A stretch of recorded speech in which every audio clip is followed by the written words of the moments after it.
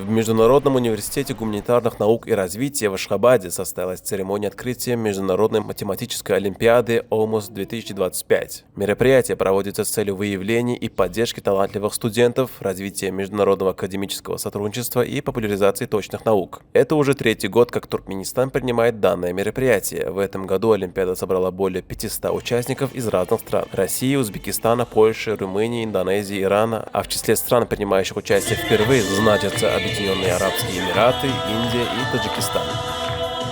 Наши команды, две команды в этом году, уже третий раз приезжают в Ашхабад на математическую олимпиаду. Мы очень любим сюда приезжать. Олимпиада прекрасно организована, продумано все до мельчайших деталей, начиная от получения виз, поселения и всей атмосферой. У вас прекрасный университет, прекрасная молодежь. Мы очень любим, как работают ваши волонтеры.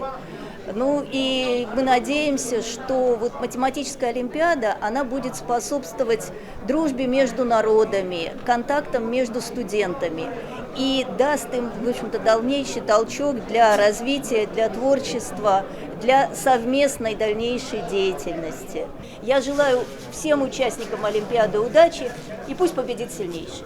В рамках мероприятия была организована выставка, где были продемонстрированы туркменские ковры, новейшие технические разработки, разнообразные картины и национальные музыкальные инструменты. Студенческое соревнование пройдет в два тура – индивидуальный и командный, с участием представителей разных стран. Международная олимпиада будет проходить 6 дней. В программе состязания и погружение в историю через экспозиции Государственного музея и Национального музея туркменского ковра. Я посещаю Туркменистан первый раз. У меня максимально приятное первое впечатление. Город очень чистый, красивый, ухоженный. Нас заселили в кампус, мы живем тут. В первый день мы посетили парки, погуляли по красивым местам. Волонтеры во всем помогали, подсказывали. Очень нравится.